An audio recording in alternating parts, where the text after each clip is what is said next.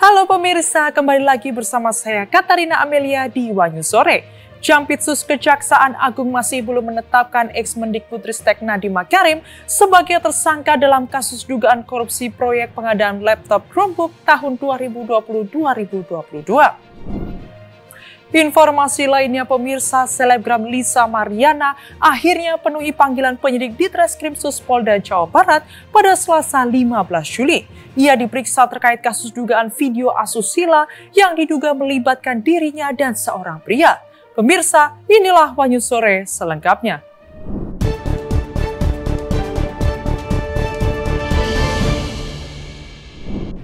Jampitsus Kejaksaan Agung masih belum menetapkan ex-Mendikbudristek Nadiem Makarim sebagai tersangka. Dirdik Jampitsus menyatakan hal tersebut karena belum adanya dua bukti yang cukup untuk menetapkan Nadiem sebagai tersangka dalam kasus dugaan korupsi proyek pengadaan laptop Chromebook tahun 2020 hingga 2022.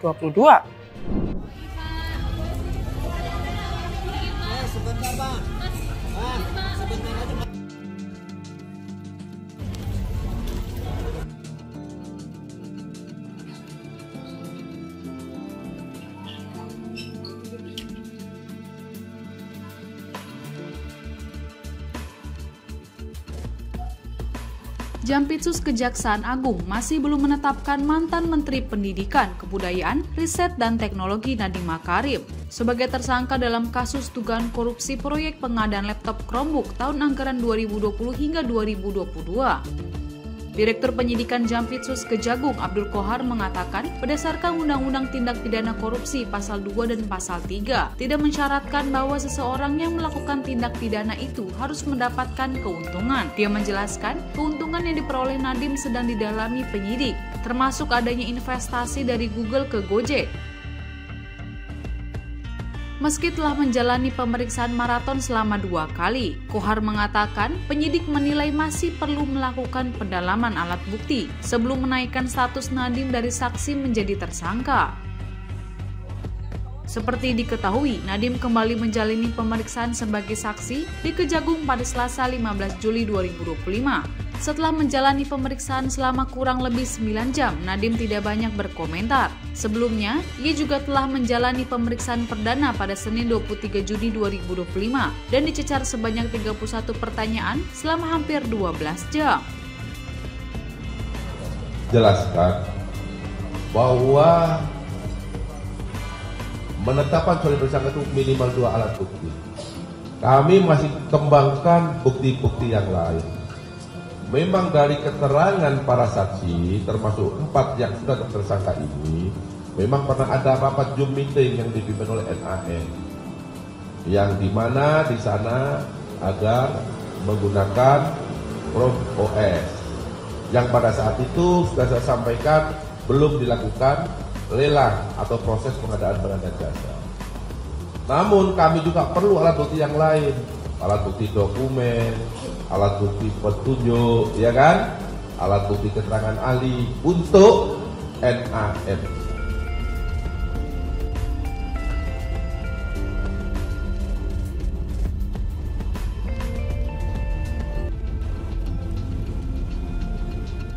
Kejaksaan Agung juga telah menetapkan 4 orang sebagai tersangka dalam perkara ini, diantaranya adalah Juristan, ex-staf khusus Mendikbudristek Nadiem Makarim, lalu Ibrahim Arif, konsultan perorangan untuk rancangan perbaikan infrastruktur teknologi manajemen sumber daya sekolah, lalu Mulyasyah, mantan direktur SMP Kemendikbudristek, hingga Sri Wahyuningsih selaku mantan direktur sekolah dasar Kemendikbudristek.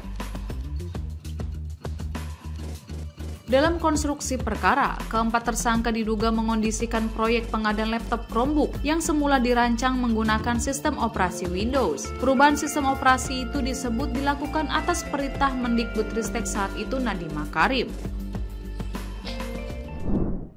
Kejaksaan Agung mengungkap rencana pengadaan laptop Kemendikbudristek diduga sudah dibahas oleh Nadiem Makarim dan 2 orang dekatnya sebelum ia resmi menjabat. Penyidik mengantongi bukti awal dari grup WhatsApp Mas Menteri Kortim dalam kasus korupsi yang merugikan negara 1,98 triliun rupiah.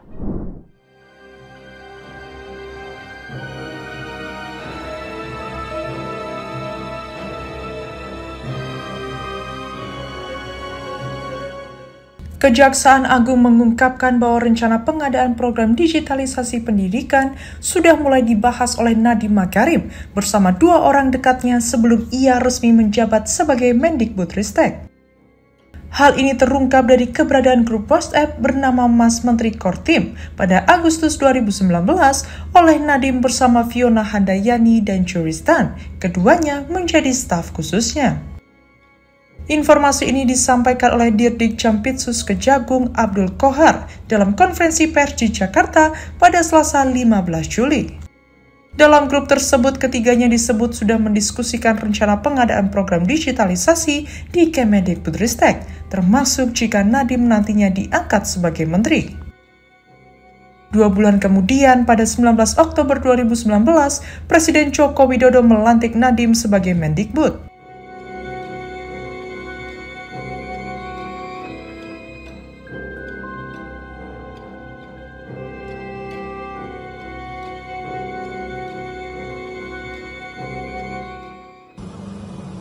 Yang pertama, JS selaku staf khusus Menteri Pendidikan Kebudayaan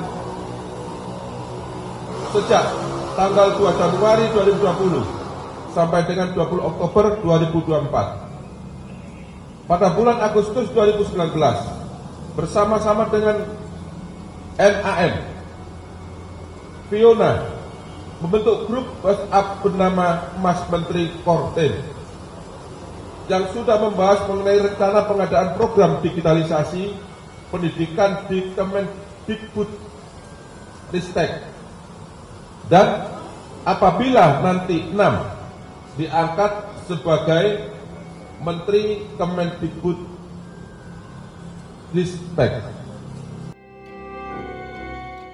Kemudian, pada Desember 2019, Juristan mewakili Nadiem mengadakan pertemuan dengan Yeti Kim dari Pusat Studi Pendidikan dan Kebijakan untuk membahas teknis pengadaan perangkat berbasis Chrome OS.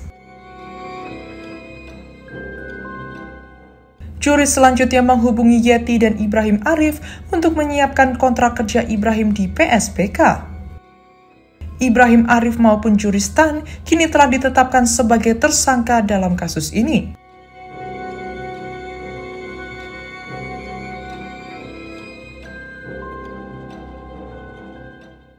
Dua pejabat Kemendikbudristek tahun 2020 hingga 2021 juga turut ditetapkan sebagai tersangka, yakni Mulyatsyah dan Sri Wahyuningsih. Para tersangka diduga melakukan persengkongkolan dan pemufakatan jahat untuk memenangkan pengadaan laptop berbasis Chromebook yang disebut-sebut atas arahan dari Nadiem Makarim. Namun hingga kini status Nadiem masih sebagai saksi karena belum cukup bukti untuk menetapkannya sebagai tersangka.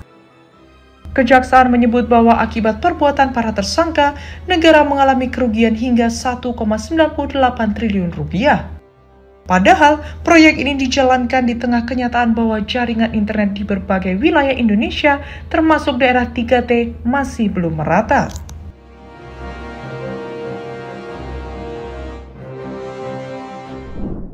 Presiden Amerika Serikat Donald Trump mengklaim telah mencapai kesepakatan perdagangan dengan Indonesia pada Selasa 15 Juli.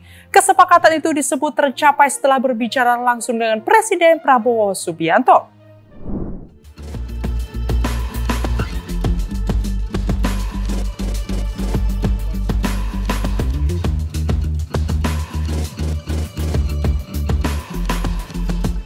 Presiden Amerika Serikat Donald Trump mengklaim telah mencapai kesepakatan perdagangan dengan Indonesia pada Selasa 15 Juli 2025.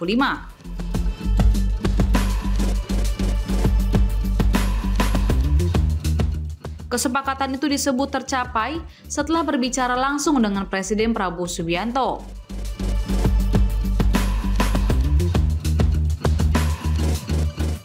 Melansir CNN, satu-satunya yang diungkapkan Trump tentang kesepakatan tersebut adalah Amerika Serikat hanya akan mengenakan tarif impor atas produk Indonesia sebesar 19%.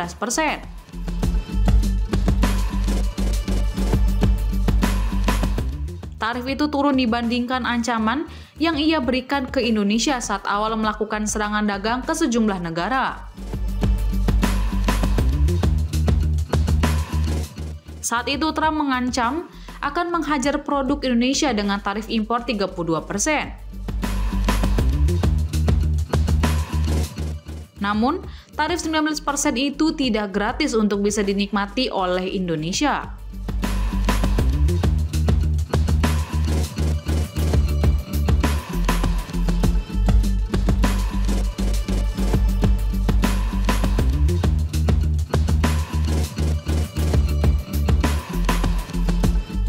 Terdapat beberapa syarat yang harus dipatuhi Indonesia apabila ingin menikmati tarif itu, diantaranya adalah: pertama, Indonesia membebaskan tarif atas semua produk yang diekspor Amerika Serikat.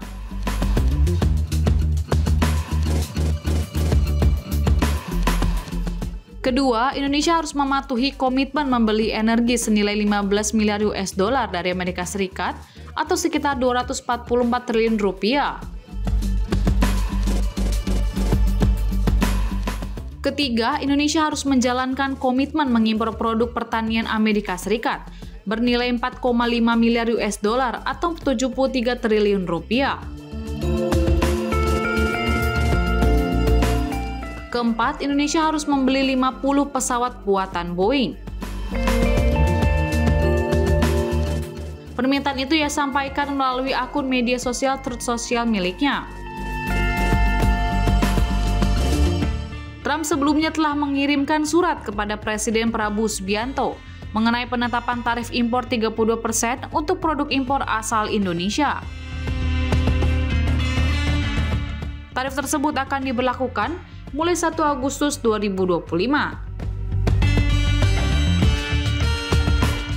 Dalam surat yang ditujukan langsung kepada Prabowo, Trump mengatakan tarif diberlakukan karena selama ini Indonesia dituduh telah melakukan perdagangan yang tidak sehat dengan Amerika Serikat.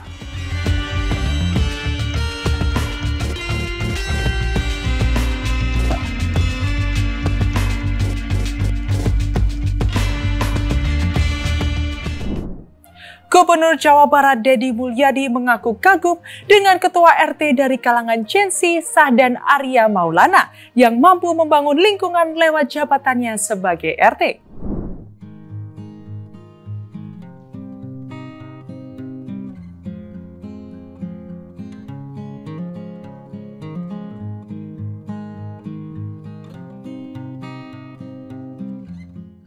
Gubernur Jawa Barat, Deddy Mulyadi, bertemu Ketua Rukun Tetangga atau RT dari kalangan Gen Z Sahdan Arya Maulana. Sahdan yang orang tuanya keturunan Garut bertemu dan berbincang dengan Deddy di Lembur Pakuan Subang pada Selasa 15 Juli.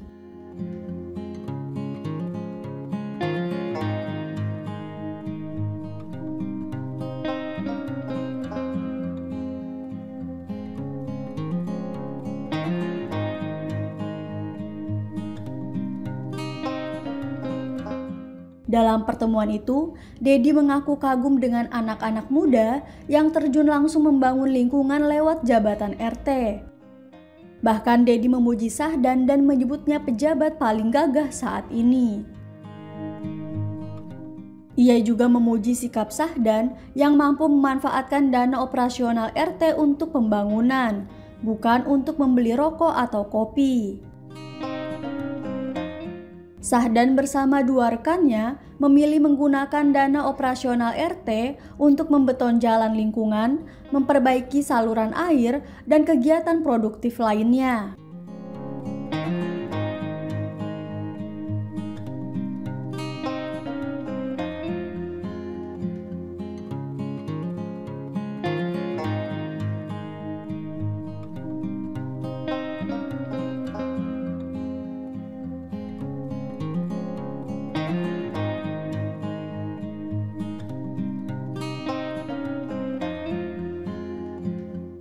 Sebelumnya, sosok Sahdan viral karena keberaniannya memimpin sebagai ketua RT di Kelurahan Rawabadak Selatan, Jakarta Utara. Meski sempat diremehkan karena usianya, Sahdan berhasil memenangkan pemilihan ketua RT melalui jalur voting. Ia mengalahkan lawannya dengan memperoleh 126 suara.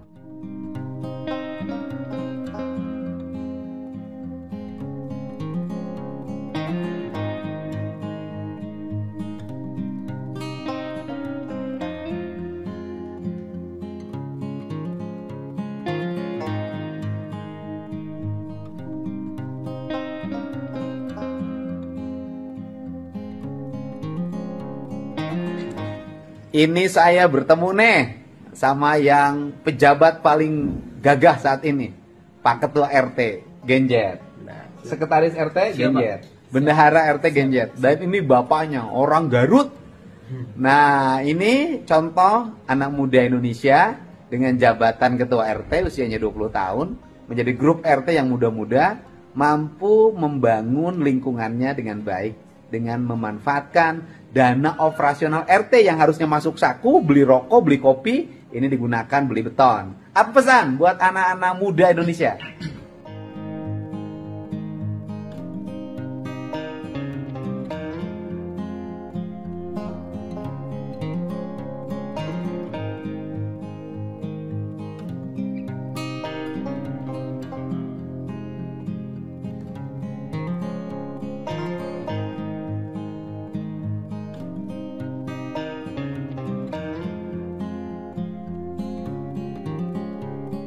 Setelah menjabat, Sahdan memperbaiki jalan rusak sepanjang 100 meter menggunakan dana swadaya sebesar 23 juta rupiah tanpa bantuan pemerintah. Aksi Sahdan mendapat dukungan penuh dari warga yang ikut bergotong royong. Sahdan mengaku ingin membuktikan bahwa generasi muda mampu memimpin dan membawa perubahan dengan pemikiran lebih luas dan relevan dengan zaman.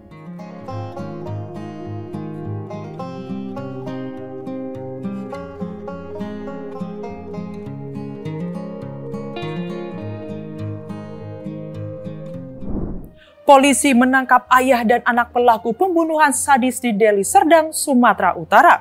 Korban ditemukan tewas bersimbah darah di pinggir jalan dengan 2 luka tikaman.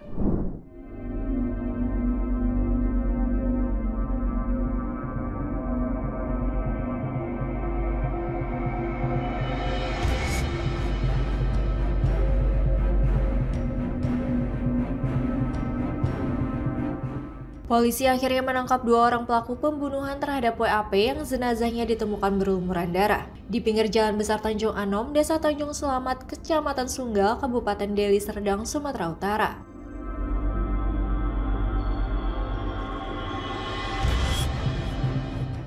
Kedua pelaku yang merupakan ayah dan anak yakni Tua Panjaitan dan Hendra Panjaitan ditangkap di rumah mereka beberapa jam setelah penemuan mayat korban.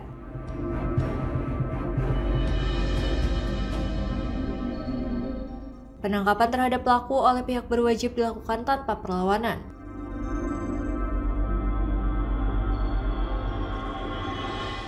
Menurut keterangan polisi, peristiwa ini berawal dari dugaan pencurian telepon genggam milik seorang bernama Reza oleh Hendra Panjaitan.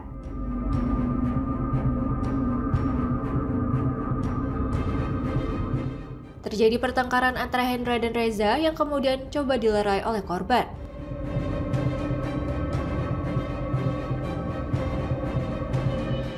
Namun, Tua Panjaitan yang mengira anaknya dikeroyok datang dengan membawa obeng lalu menikam leher korban bagian kiri.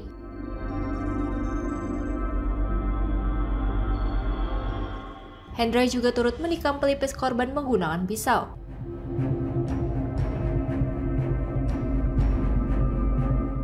Setelah korban tersungkur dan bersimbah darah, kedua pelaku melarikan diri ke rumah.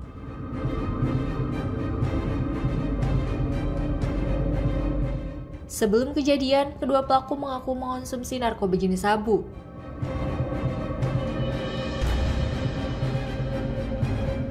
Hal ini diperkuat dengan hasil tes urin yang menunjukkan keduanya positif mengandung narkoba.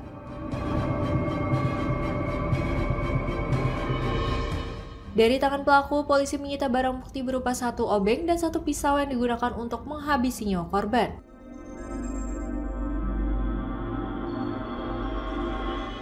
Kapolrestabes Medan, Kombes Pol Gideon Arif Setiawan mengatakan kedua tersangka sudah merencanakan pembunuhan tersebut dengan membawa senjata tajam dari rumah mereka. Informasi sore ini saya berikan judul emosi berujung jeruji. Tetapi peristiwa ini berasal atau berawal dari konflik antar anak tersangka utama ya. Samaha yang punya persoalan dengan pribadi dengan korban maupun atas nama teman korban yaitu R atau atau Riza. Kemudian mereka berlarut-larut dalam konteks penyelesaian persoalannya, sehingga menggunakan kekerasan dan yang berujung pada kematian seorang laki-laki umur 28 tahun bernama Wahyu. Dan ini sebetulnya memprihatinkan buat kita ketika persoalan-persoalan kecil di masyarakat mereka tidak menyelesaikan secara bijak, tidak mengambil langkah-langkah hukum yang baik, kemudian memilih cara kekerasan untuk menyelesaikannya, maka akan berujung pada persoalan yang besar. Maka saya harap ini tidak terjadi di masyarakat Medan.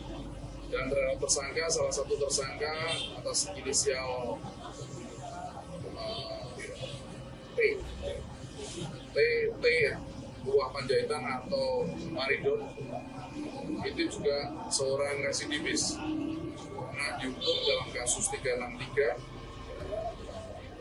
kemudian juga positif narkoba dua-duanya, anak dan bapak ini positif. Ini menjadi keberatan kita akan melakukan tindakan hukum secara keras dan tegas. Konstruksi pasalnya juga 340, subsidiar 338. Artinya kita melihat ada perencanaan, ada barang yang dibawa yang bisa menyebabkan hilangnya nyawa. Kedua pelaku dijerat pasal 340 KUHP tentang pembunuhan berencana, subsidiar pasal 338 KUHP tentang pembunuhan dengan ancaman hukuman mati atau penjara seumur hidup.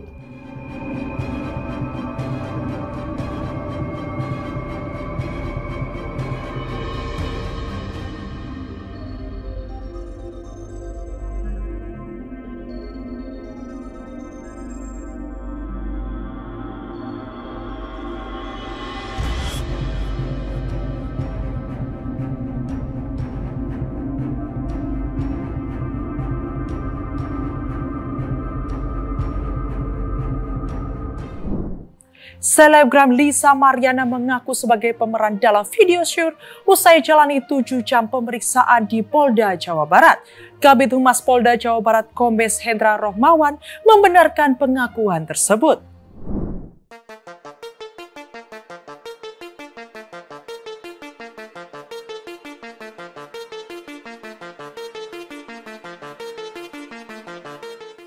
Selebgram Lisa Mariana akhirnya memenuhi panggilan dari penyidik Direktorat Reserse Cyber Polda Jawa Barat pada Selasa 15 Juli. Lisa Mariana dipanggil terkait penyelidikan kasus dugaan video asusila yang diduga melibatkan dirinya dan seorang laki-laki yang tersebar luas di media sosial. Lisa Mariana tiba di Mapolda Jabar dengan didampingi kuasa hukumnya John Nababan. Perempuan yang mengaku memiliki hubungan spesial dengan Ridwan Kamil itu langsung menjalani pemeriksaan. Saat ditanya, ia enggan berbicara banyak karena bangun tidur dan hanya menyatakan kesiapannya menjalani pemeriksaan polisi. Oke, selamat pagi semua rekan-rekan. Ya, siapannya ya? Siap dong, harus siap. Masih banyak ngomong soalnya aku baru bangun tidur. Jadi gitu aja ya. Sementara itu, Kabid Humas Polda Jawa Barat Kombes Pol Hendra Rohmawan mengatakan Lisa mengakui kalau perempuan yang ada di video shoot tersebut adalah dirinya. Hendra menjelaskan bahwa kedua pemeran tersebut saling mengenal dan sosok pria dalam video itu memiliki ciri khas tato di tubuhnya. Meskipun telah ada pengakuan, proses hukum terhadap Lisa Mariana belum sepenuhnya tuntas. Hendra mengungkapkan bahwa pemeriksaan terpaksa dihentikan di tengah jalan karena Lisa mengeluh sakit. Hal ini membuat penyidik belum bisa menggali keterangan lebih dalam. Pihak kepolisian pun akan segera menjadwalkan pemanggilan ulang untuk melanjutkan proses berita acara pemeriksaan atau BAP. Terkait dengan status Lisa pada kasus video kontroversial tersebut, Hendra menegaskan statusnya masih sebagai saksi.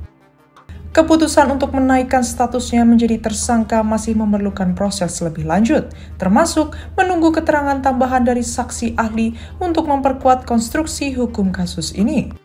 Sebelumnya, kasus video asusila Lisa Mariana merupakan tindak lanjut dari laporan sejumlah advokat di Jawa Barat. Para pelapor melaporkan beredarnya 3 video asusila di media sosial yang diduga diperankan oleh satu orang perempuan yang sama, yakni Lisa Mariana.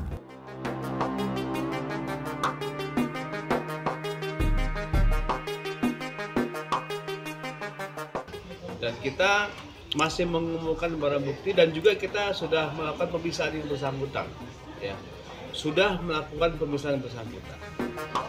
Jadi keduanya ini mengakui bahwa bersangkutan memang ada dalam video itu, ya, ada dalam video itu, ya. Dan dari hasil penyidikan kita, yang bersangkutan juga menyadari bahwa itu direkam, ya. Direkam oleh keduanya secara sengaja dan sadar, ya, dilakukannya pesan, dan itu sudah beredar.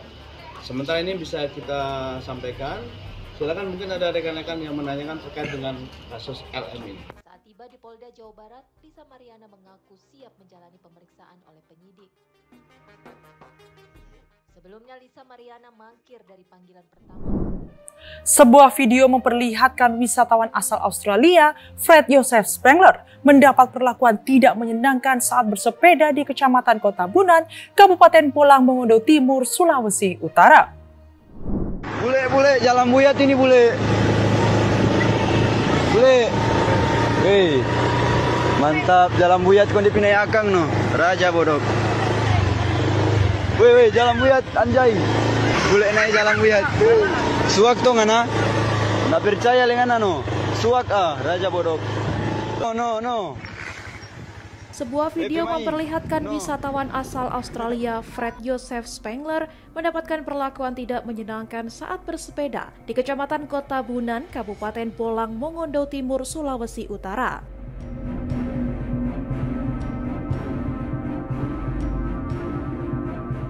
Dalam video berdurasi 3 menit itu, seorang pengendara motor tampak melontarkan makian dan ejekan kepada Spengler.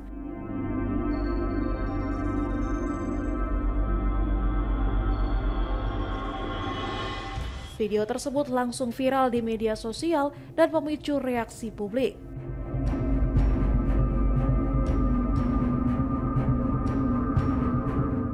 Pihak kepolisian segera mengamankan pengendara motor tersebut untuk dimintai klarifikasi.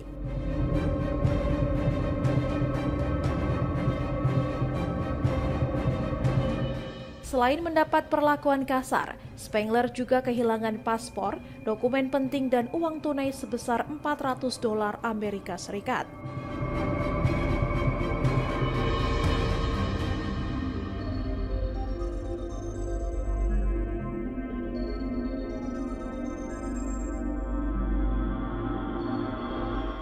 Peristiwa itu terjadi saat ia bermalam di SD Negeri Kota Bunan Barat pada Sabtu 12 Juli 2025.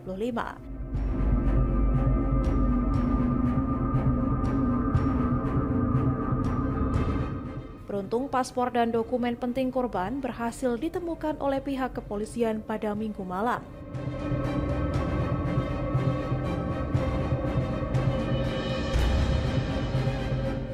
Polisi juga menangkap 2 pelaku pencurian berinisial GM dan IDAI, warga desa Kota Bunan Induk.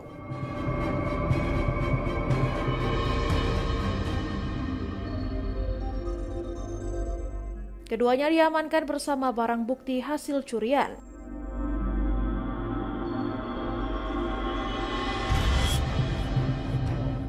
Sementara itu, pengendara motor yang memaki Spengler telah menyampaikan permintaan maaf atas tindakannya.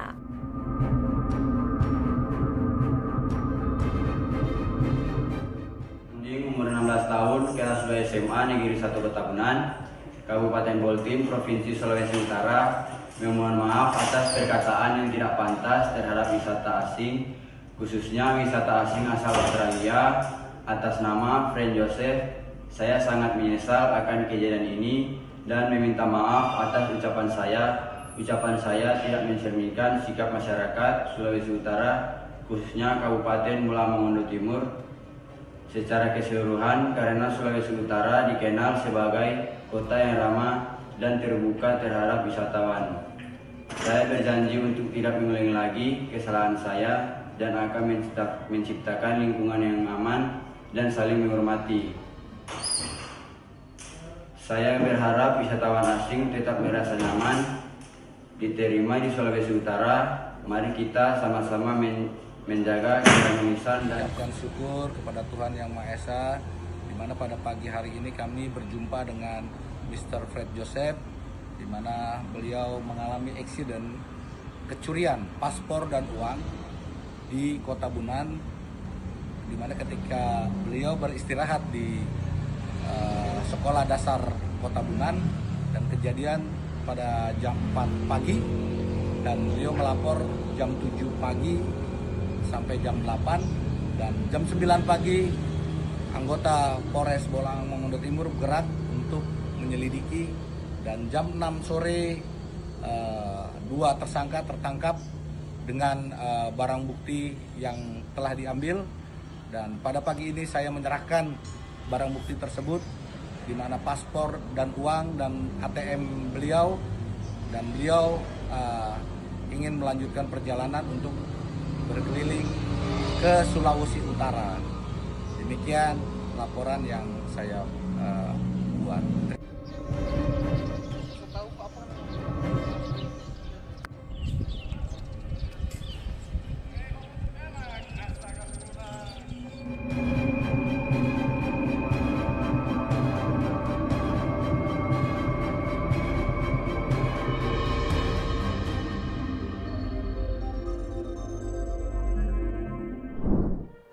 Demikian informasi yang dapat kami sampaikan pemirsa. Terima kasih telah bergabung bersama kami. Saya Katarina Amelia dan seluruh tim yang bertugas mengucapkan sampai jumpa di Wanyus sore berikutnya. Setiap hari pukul 7 malam hanya di kanal YouTube TV Wanyus.com.